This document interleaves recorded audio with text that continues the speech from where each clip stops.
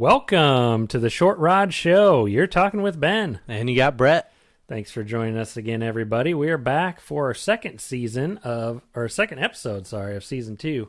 We're hanging out at the Short Rod Show office on a Sunday afternoon, having a good old time talking about ice fishing. Yeah, it's pretty cold outside, but it sounds like we got to warm up, which you knew that was coming. It's coming. It was bound to happen. You know, normally in Iowa here, we're going to have days where it's 50, 60 degrees. Yesterday was 65 degrees. Yep. So and windy. Yeah. AF. Yeah, it was windy, blowing everything around. So got a good show again for you guys today. Hopefully you're following along with us, listening on your favorite podcasting platform, or maybe you're watching us on YouTube too. Yep. And checking us out there. But what are we talking about today, Brett?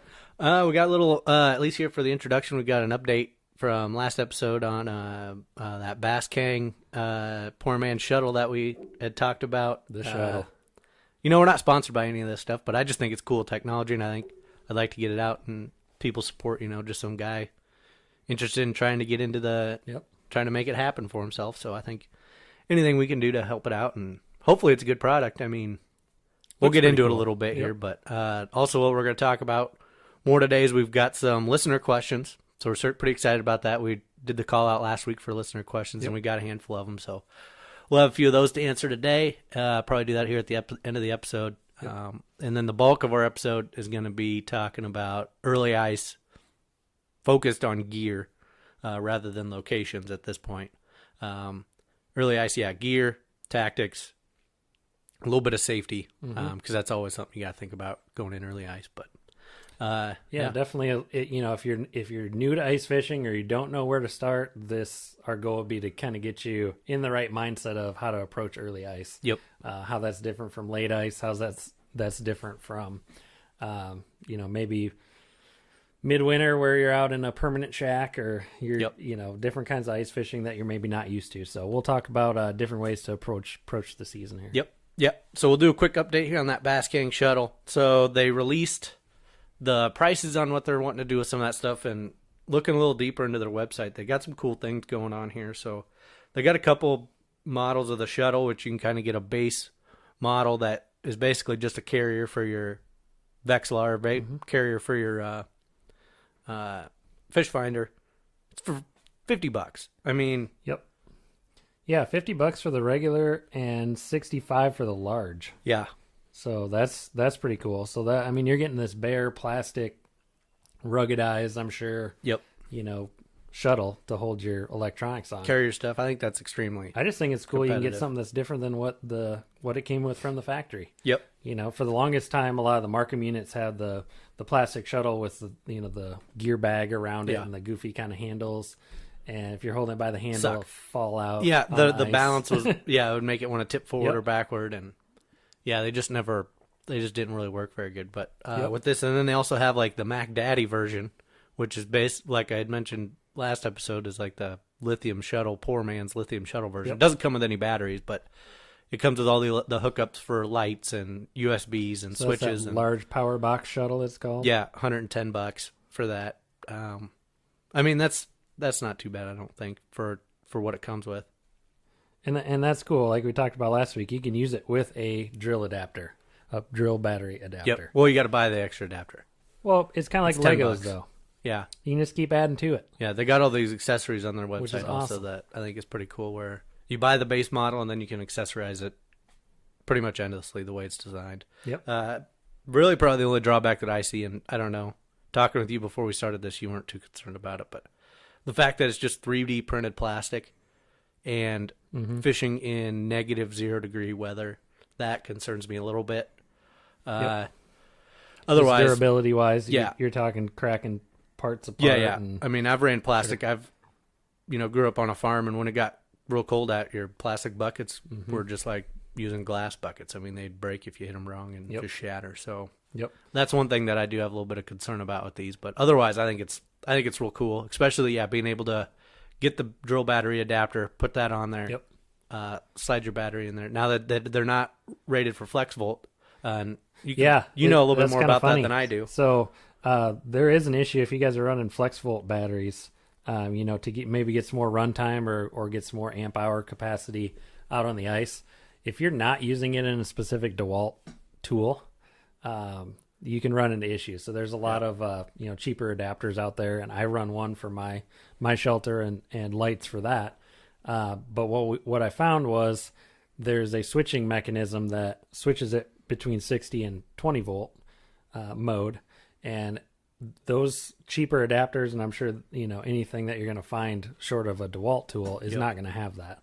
So that can cause your battery to run down if you leave it plugged in. It'll still work. Yeah, I mean, it'll work fine. It'll still perform. It's just it'll run down faster. Yep. Right. Yeah, and the issue I have is if you say you run your lights in your shelter all day and you leave it plugged in, and it had two bars of battery or 1 bar or whatever when you left it plugged in.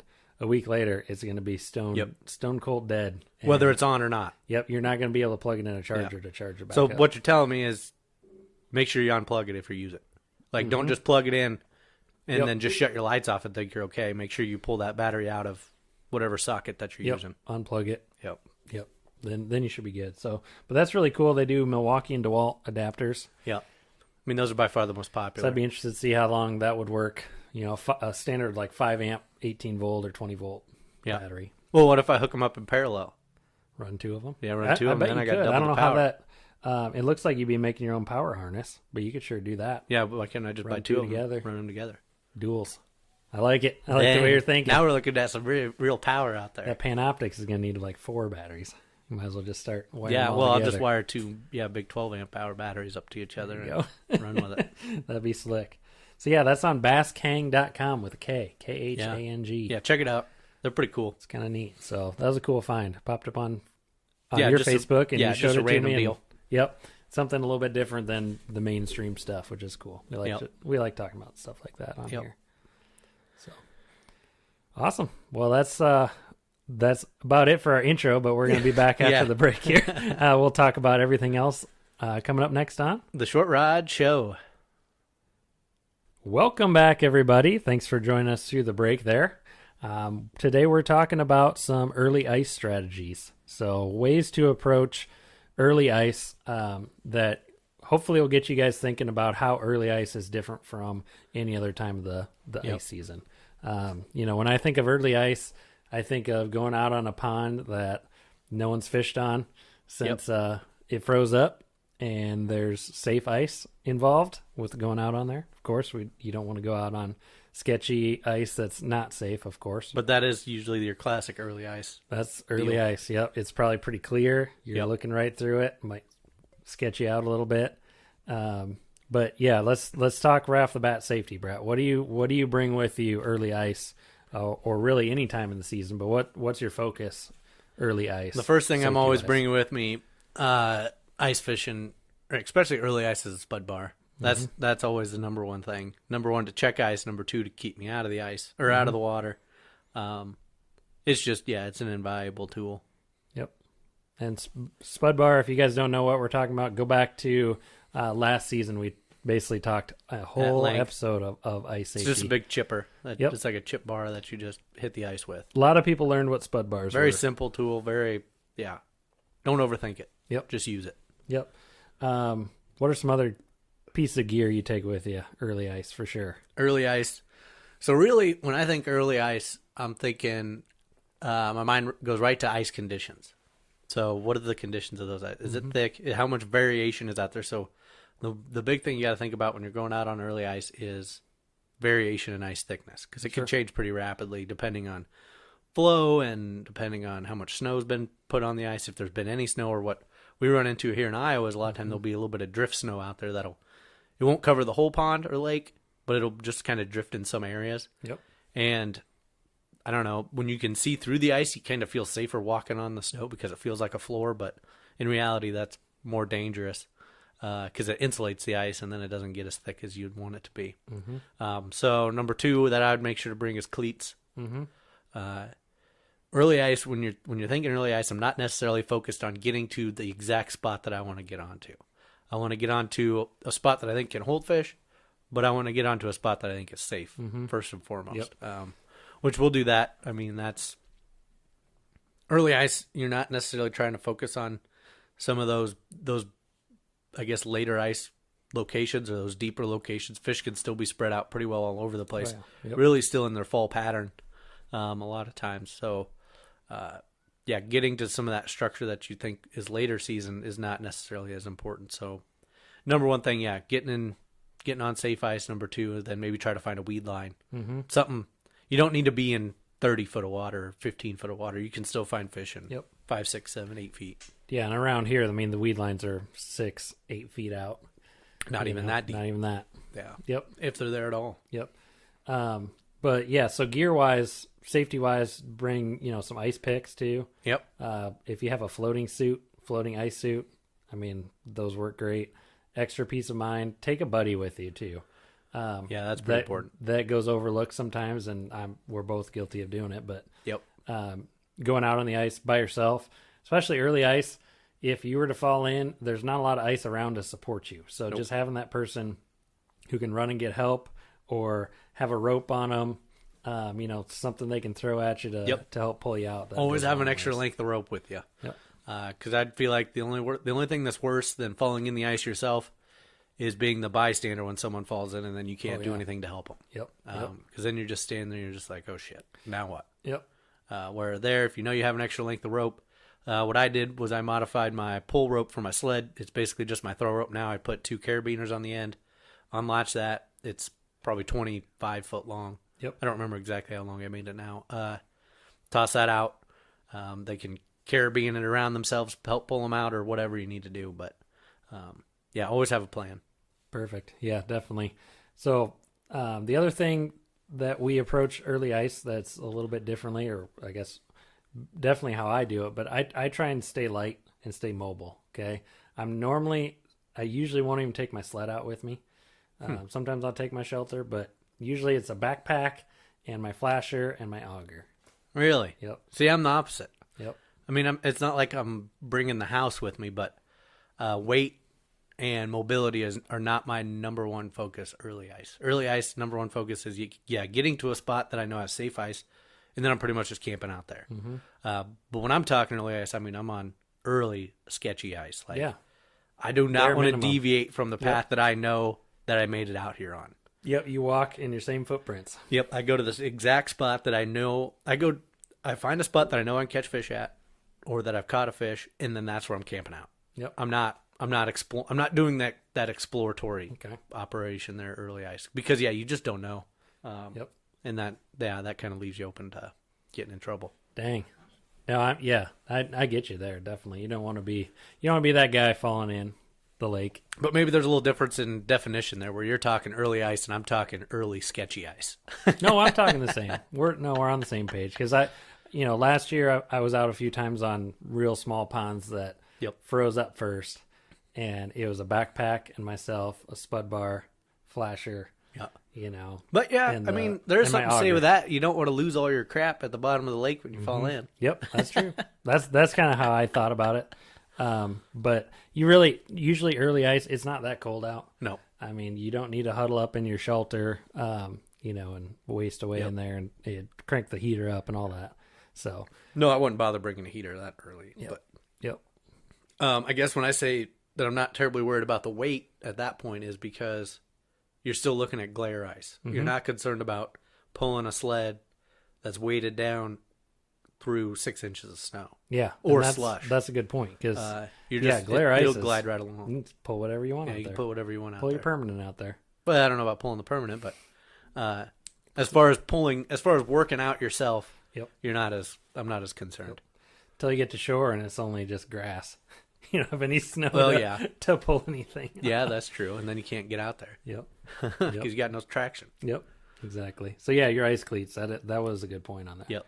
On that, because I went a long time without having ice cleats. Yeah, it's just way too long. You can get around if you're mindful without cleats, but it's just so much easier, because then you're not thinking about your footing. You're thinking about other things. Yep. It's just one less thing you got to think about. Yep, absolutely. Yep. Having something that can grip in the ice and pull you around if you need to pull somebody else out. Yeah, or pull around. Yep.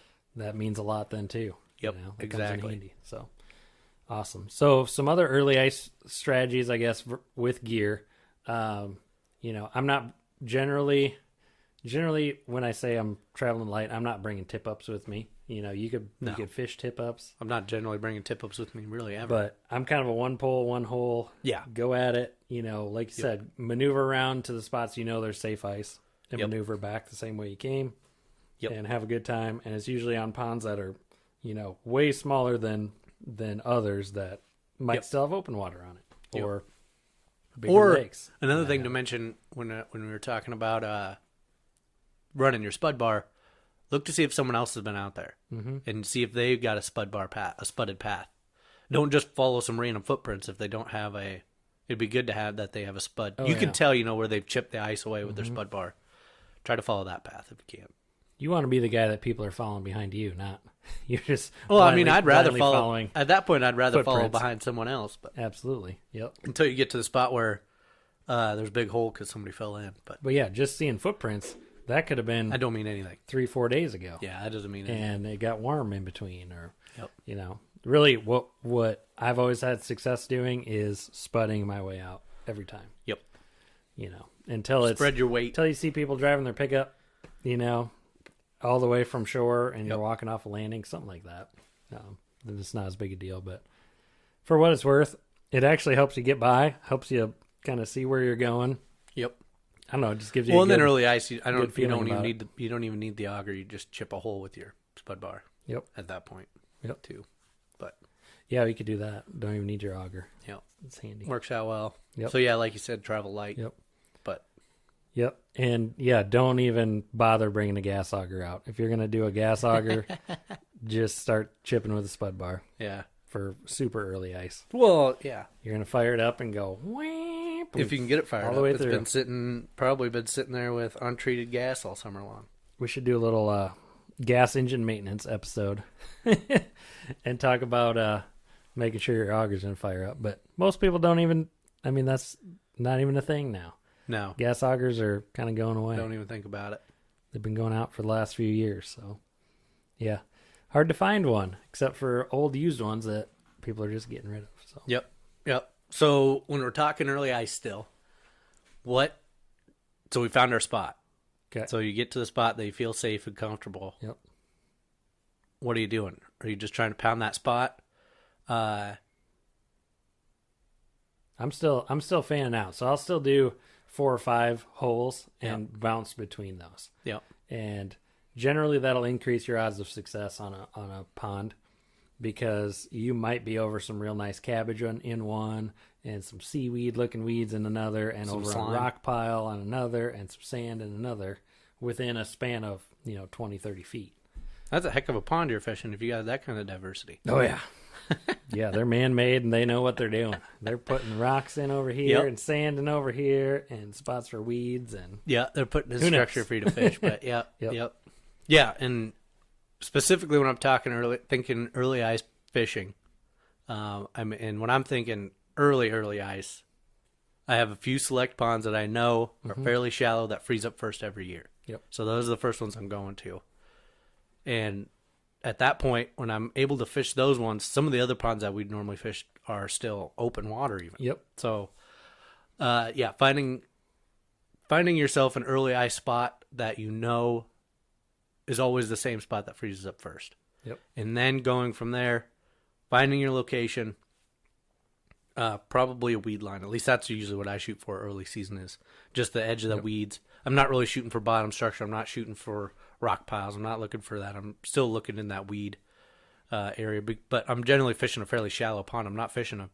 40-foot deep lake. Yeah, exactly. I mean, maximum the one pond that I know that we fish here in town is like 8 feet deep and has freaking Mac Daddy bluegills in it, but that's because it weeds over all summer long and you can't really fish it at all. Yeah, and you don't see anyone fish it from July all the way through. Well, you could get a bait through it. So what I'm doing is, when I find that spot, so this particular pond that I'm thinking of has an inlet and an outlet kind of deal. It's kind of a drainage pond sort of thing. So you obviously you want to stay away from those points. Don't walk on it. So look and identify areas where you definitely don't want to go before you even get on the ice. Yep. Number 2, poke some holes around the shore, see what that looks like. A lot of times what you run into is the shore sucks because it freezes and thaws daily. And then if you can get a couple feet out, then you can get on it. Yep. So then when I say I'm posting up is I'm drilling. The second I mark a fish, I'm stopping. If I'm on ice that I'm not terribly comfortable on, I'm stopping there. I'm drilling my hole, and yeah, if it's an evening deal and I brought the shack, I'll drag the shack out there and I'll set up.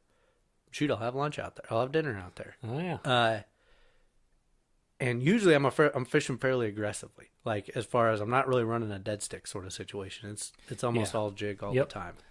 And probably just one rod. I mean, you're getting out there, throwing your best foot forward. You're using your confidence baits. I haven't gotten any wax worms yet, so you got to keep jigging. Yep, you got to run something on that. Plastics. Plastics. Yep. Yeah, plastics usually really that early in the season. Plastics are usually kind of the name of the game. Yeah, at least for me, anyways. Ben's running a 4mm tungsten with a micro noogie on it. Yep, probably in pink.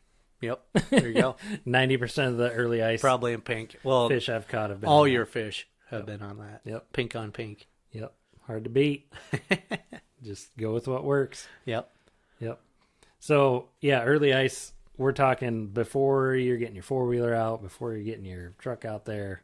I mean, early ice here in Iowa is mid-December, late December. You might be able to catch a week. First, you'll catch a week or two maybe early. And then it's going to thaw again. Mm-hmm. And then, it's not until January again. Yep. That's one thing I've noticed. And one thing that gets a little annoying is if you're following like a lot of those big time dudes, like you follow a lot of these guys that are pumping out, like these pro fishermen and stuff like that, or pro ice fishermen, is that when they're talking early ice, it's just the early ice period. Like it's like from the time it freezes up till, a couple weeks later. Mm-hmm. Where here in Iowa it kind of ebb and flows. I mean, their version, what they would consider early ice, might not happen until mid-January here in Iowa. Yep. And I would almost venture a guess even that we really never, according to how those guys talk about it. I'm talking folks that are regularly fishing. North Dakota, they're fishing Devil's Lake, they're fishing Leech Lake, they're fishing Lake Winnebagosh, that sort of stuff, like the kind of Minneapolis, that line north, the heart of the ice belt stuff. I would contest that we really never even get into those conditions here in southern Iowa or in central Iowa. Even as far north as Clear Lake gets into more of those conditions than we do. Where I would say we're almost always as far as their definition is I'd say we're almost always in an early ice situation here, where we're never getting deeper than a foot of ice, hardly. Rare that we'd get thicker than a foot of ice. Yeah. I wonder, the time period that you're talking early ice versus late ice. Yeah. If that has something like the fish behavior relates to it based on the amount of time that there's been ice covering the pond. Because then it's oxygen levels. Yep, versus necessarily the depth. So maybe we're talking midwinter still happens here because the fish have been covered up by ice for a month, 2 months. Yeah. I don't know. I just want to kind of convey that it's subjective, is what I say. Absolutely. Like, it's not like a time period. It's not like, February, we're mid ice here. Where on these southern bodies of water, I would still say that, at least to my definition, we're still kind of maybe in an early to mid ice range, where we're not really having those oxygen problems unless it's been frozen and you're getting a pile of snow on top and you freeze out, or not freeze out, but you just lose oxygen and then you have a kill off. But then that's a small pond that's doing that. Yep. Yeah.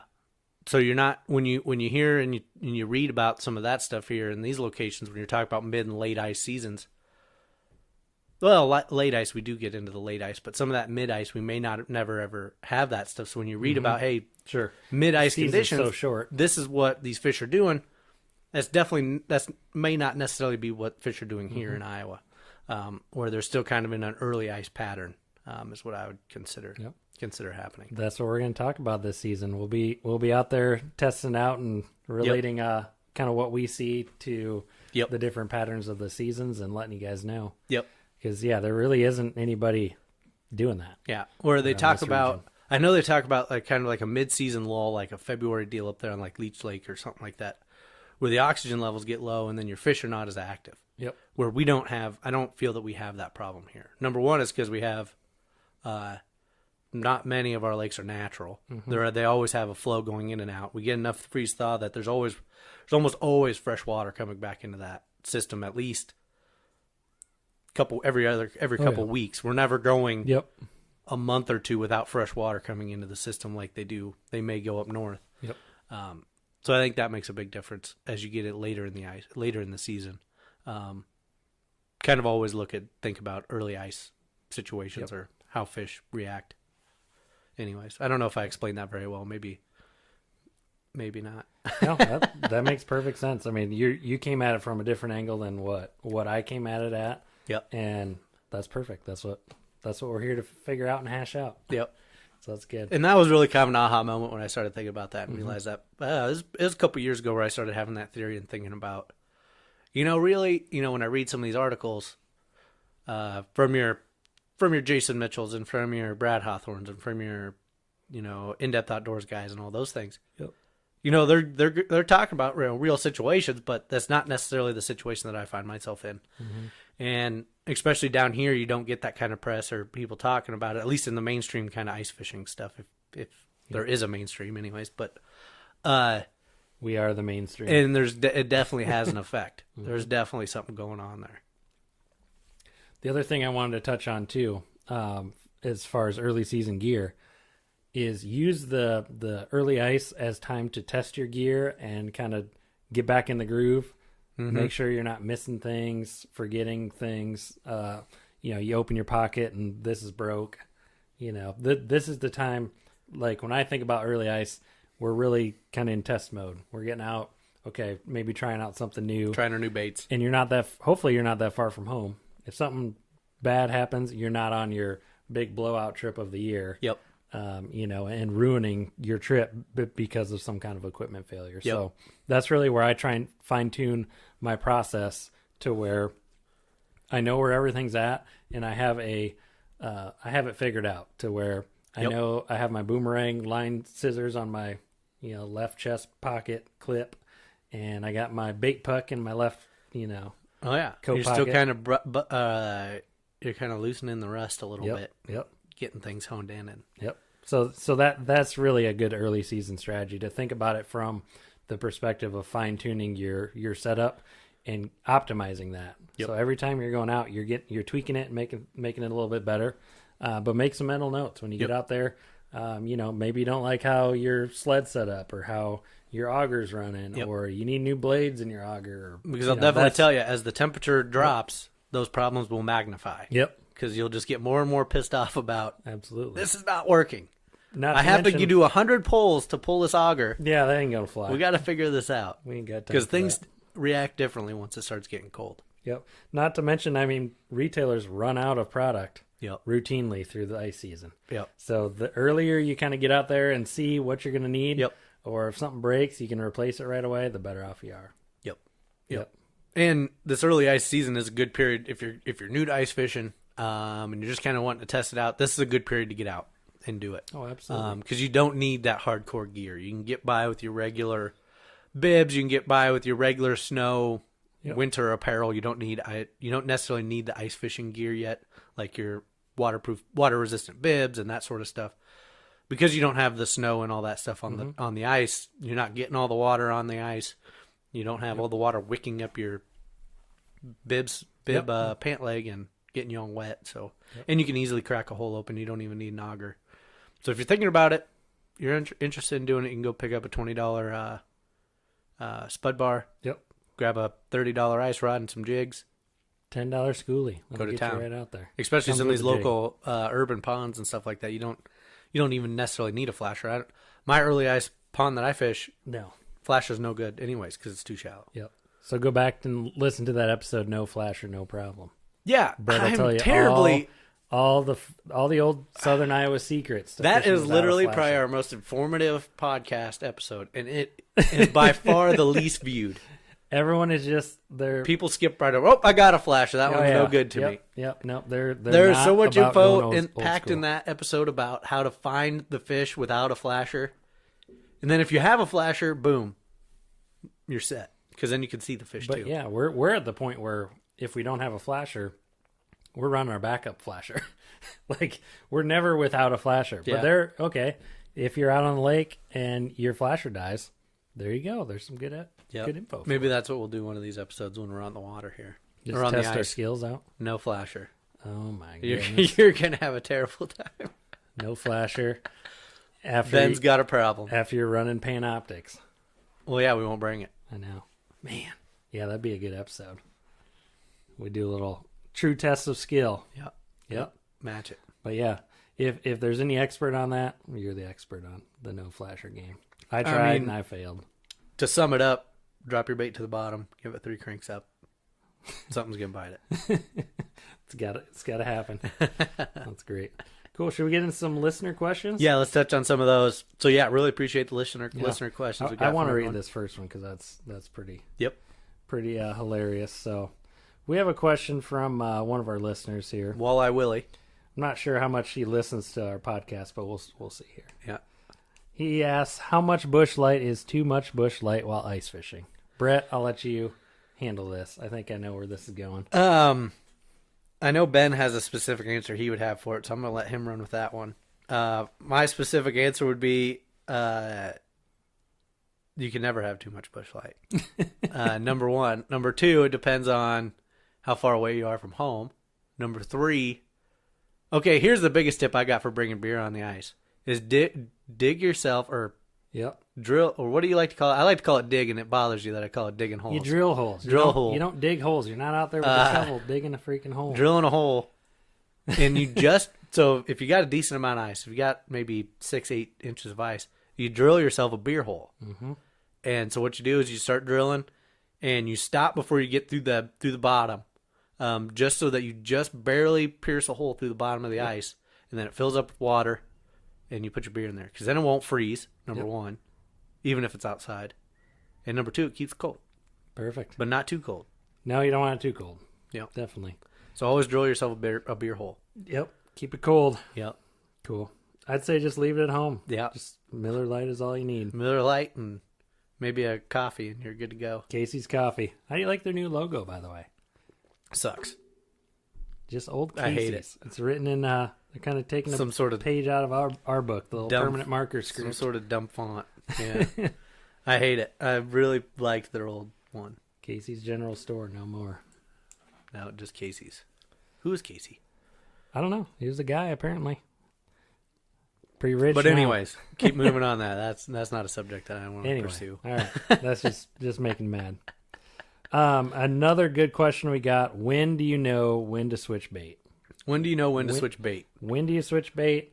So is there a specific bait? How do you change? Or are we talking lure? What do you want to do here? Like, so when I think bait, I'd like to approach this from a broad perspective of just in general. When do you approach when it's time to change bait? I need you to define bait to me quick before I say anything you tie on your line. So you're talking lure? I'm talking yes. Because if you're saying broad bait, I'm talking live bait. No, because I'll answer the question either. Regardless, I just want you to define what bait to you means. Go real broad. Real broad. So you're talking lure. Yeah. When do you know to switch your lures? When you ain't catching no fish with bait on it. So if you're going from a waxworm to a leech or to a okay. So I'll start broad and I'll bring it in. There you go. So when do I want to switch baits? Number 1, if I'm not catching any fish, switch it. Yeah, but how long? How long do you wait? After the first fish. If a fish comes in, doesn't bite it. So you're waiting until you see a fish on your flasher come up. No, I'm not. Not necessarily. Keep going. Number 1. So then number 2, if I've punched a handful of holes and I've gone a good bit of time where I know there should be fish in this area and I haven't had anything come into my lure or bait, I'm going to go with lure. I'm switching lures, completely switching lures. Like if I'm running a tungsten dropper jig, I'm completely switching to a spoon. I mean, I'm going from one side of the spectrum to the other. Okay, makes sense. And then you start bringing it closer together. So if I go from the jig to the spoon, and now I'm starting to have fish come into me, but they're still not biting it, and then I know, all right, so they like that profile, but you need to fine tune it a little bit more. So maybe a different color. So if I have my number 1 thing would be, and this is if I have everything with me, I bring the whole arsenal with me. Like bait, live bait, everything. So then the next thing I'd do is unlimited bait. I'd do something quick. Like if I was putting on waxworms, I'd go to a minnow head. Because that's just a pop on, pop off sort of thing. And then if that continued to not work, then I would switch colors on the on that specific spoon. If that didn't work, then I would switch to a different type of spoon, but still try to maintain that profile. Maybe it's just not fluttering in the water the way it wants to or something like that. And then you just kind of work in from there. How to know when to do it? That's just kind of a gut feeling, man. Just go with your gut. That's I mean, that's not proven you You'll wrong know. before. I mean, if you're not catching fish, you know you need to do something different. Yep. Now, I would say it does get a little bit more difficult when you try to decide whether I should. If you're coming to an area and you don't know that there's fish there, but you're trying to fish it, because that happens all the time, where I'm just drilling holes and I'm just randomly fishing. Then it's a little bit more of a feel thing. But if I know there's fish in the area, like I've marked them, and they're just not coming to bite it, then I know right away, boom, switch baits. Yep. But if I don't necessarily guarantee I know there's fish in the area, then maybe you grind it out a little bit with your confidence bait. Go switch holes, go change areas, go do something like that instead. Yeah. For me, the confidence bait is key because I have... That's why I used that term before you went. 4 or 5, just leading me right into the water. 4 or 5 baits where, I'll catch something on one of those. And generally, when we're fishing and tag teaming a spot, we're going to be fishing 2 totally different baits and trying to figure out, dial in what the fish want. So if Brett is on a rattling flyer and he starts pounding the fish and I'm on a dropper jig and I don't have anything, I'm going to make that switch within the first 2 fish. Like, not the decoy crappie. We don't want to be switching. Then you're easily fooled. Crappie. And I'll do better this year at it. But I have not been good at that in the past. Where first crappie Brett catches, boom, I'm switching. And then it just turns off. That was the decoy. Yeah, the decoy. And turns out my original bait was probably the better Might choice. Have been. Yeah. But yeah, for me, it's really running through the confidence baits. I don't know. It depends on the kind of fishing that you want to do, though, too. Because there's days where I'm just out to catch fish, and there's days where I'm just out to get away and have a good time, enjoy time on the beer on the ice. So those kind of days, I might fish the same confidence bait the whole day. Yeah, but that doesn't answer the question. When do I know when to switch the bait? It's super subjective. You never know. You never know for sure. No, you never know for sure, but I mean, you just gotta have a gut instinct. But what kind of guidance would you give? It depends on. I feel like you're just bypassing the question. No, I'm giving different scenarios. I think you're just skipping the question. It depends. If you're in a tournament, I would say if you see a fish and it comes up like you said and turns away from your bait, I'd be switching. Yeah. Right. So here it is. Here's why Ben's skirting the question is because he just fishes the pink noogie all day, every day. He really never switches bait anyway. Why do you need anything? He just doesn't know when to switch because he never does switch. I got a whole tackle box and I only use one thing. That's an exaggeration, but really, Brett's not afraid to change baits. Yeah, I'm a little more hesitant to change baits, but it depends. One thing that helps a lot is carrying multiple rods with you. Yes, and having them already tied up. Mentally, it's like a mental thing of, I just don't want to tie. I got my gloves on. It's cold out. Everything. I just don't want to tie that knot. Yep. That knot is such a mental barrier. It's ridiculous. Like a couple years back, I had to specifically tell myself this year, I am not going to be afraid to just retie. Take the time, retie. Just retie it.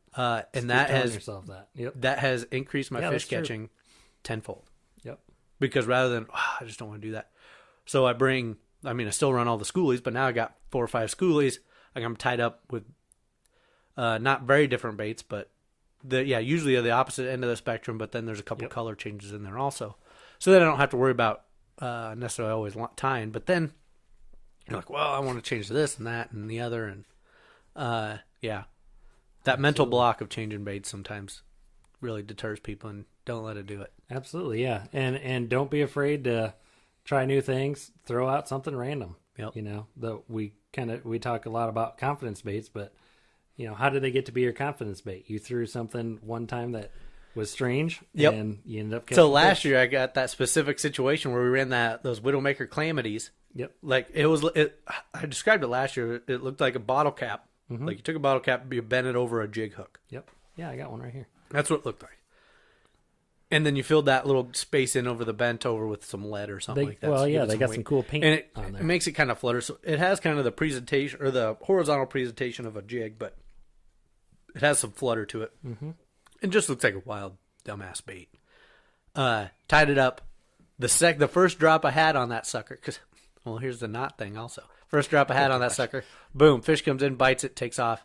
Knot sucked. Broke off. Freaking not boom, afraid done. to tie the knot, but it Gone. was not a good knot. Never used the bait. Never used that lure before because I always thought it was stupid. And we were to the point where I'm like, all right, we gotta start throwing everything at it. Whatever. Tied that on, dropped it.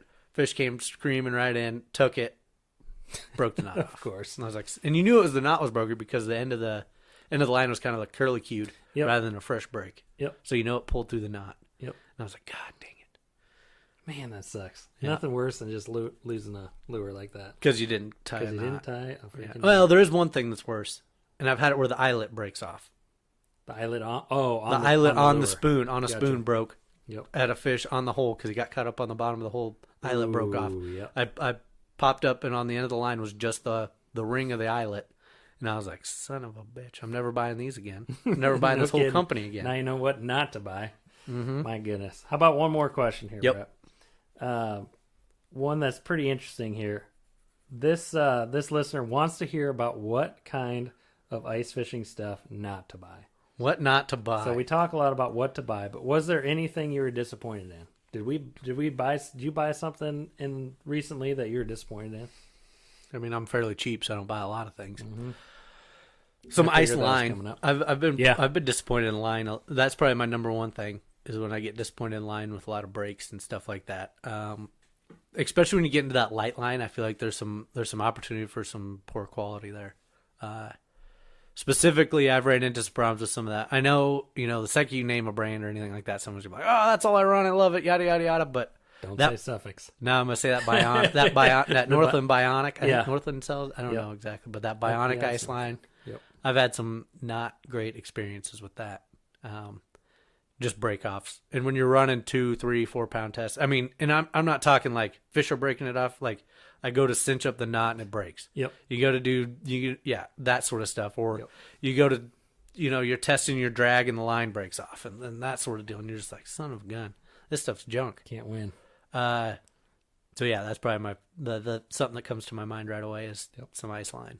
Yep. So be careful, understand, or I'd say buy a couple different spools of some different stuff and just test it out. And we need to have a whole episode online. Yeah, too. I got it in my book. All right. To do I an figured episode it's online. coming up this season. So it'll be coming up here shortly while we're still talking about gear is We'll line, brand, and diameter, and weight or size. Talk about how big a braid fans we are. Yeah. That's basically all we use. Buy it up.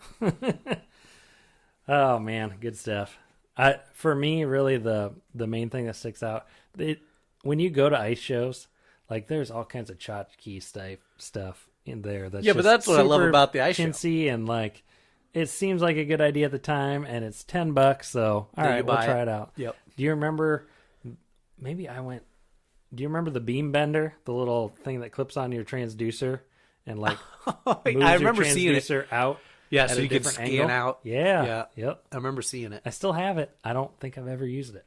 Well, that doesn't mean that it was a bad buy. You just didn't use I've it. never found a time where I was like, I need to see what's over there without swinging my Just swaying transducer it, and seeing it. I'm not going to get it out and wrap it around my transducer cord and check it out. The beam bender. The beam bender. I do remember that. I did get a good koozie out of it though.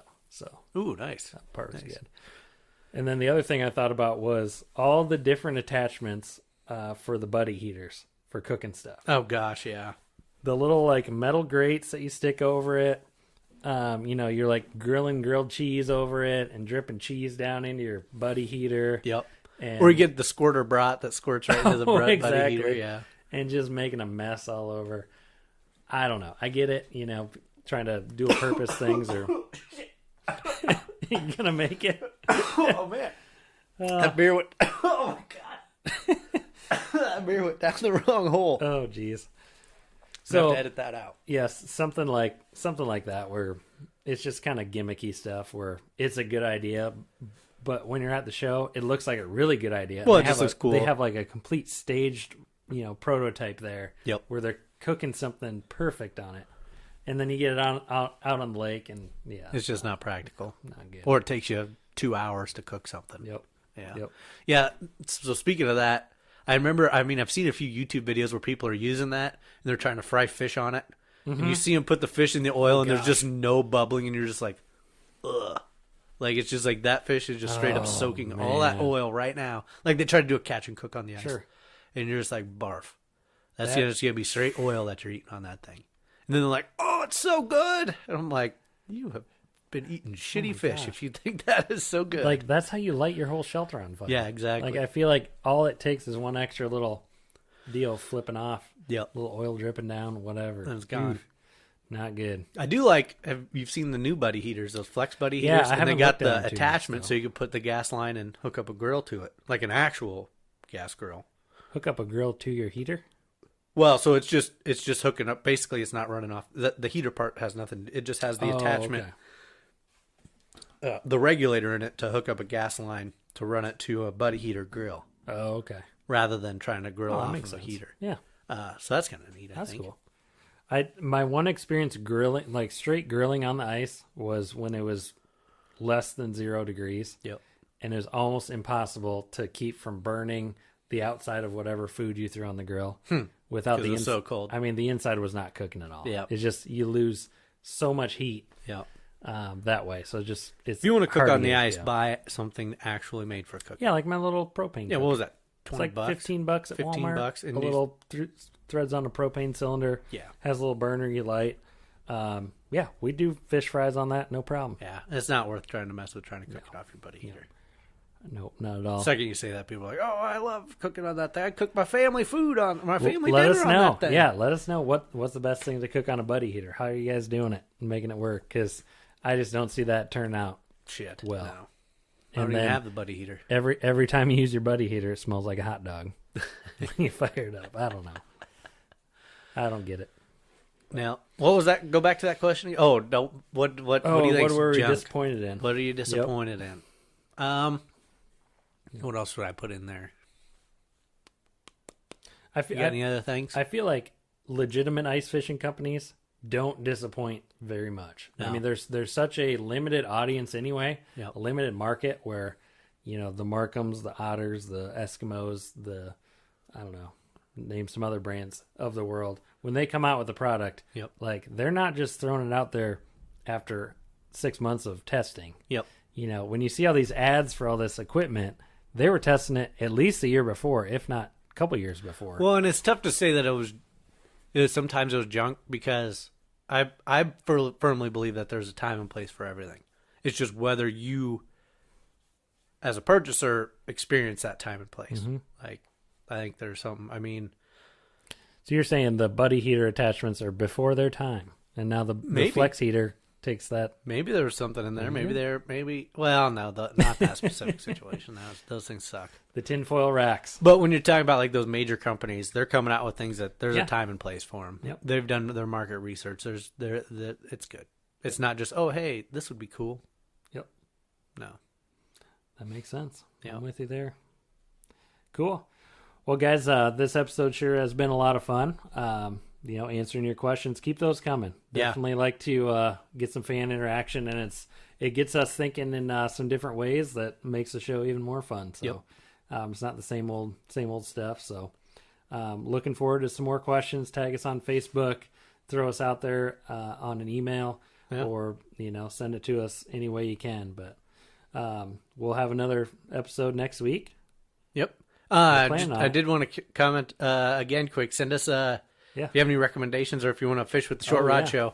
Yep. If you're within 6 hours of Des Moines and you got an early ice possibility or place that you like to go fishing, let us know. Yep. Shoot us a message. Absolutely. We'd love to come fishing with you. That'd be great. I mean, we really haven't got to do that much the past few years. December fishing is like non-existent. We'll be ready to get out and about first couple weeks. So if you missed the first episode, what we're looking for is do some traveling, do some early ice fishing, sometime around that first 2 to 3 weeks of December here before we get into Christmas and holidays and all that. Yep. And if you got a spot, you want to fish the Short Rod Show, you want to get on the podcast, obviously we'll do some conversation. Definitely won't give away your spot, that's for sure. Yeah, we're not about that. Yeah, we just want to chat and get out and do some fishing. Yeah, awesome. Good deal. Well, let us know, guys. Thanks for listening, guys. We appreciate it. So we'll catch you next week on The Short Rod Show.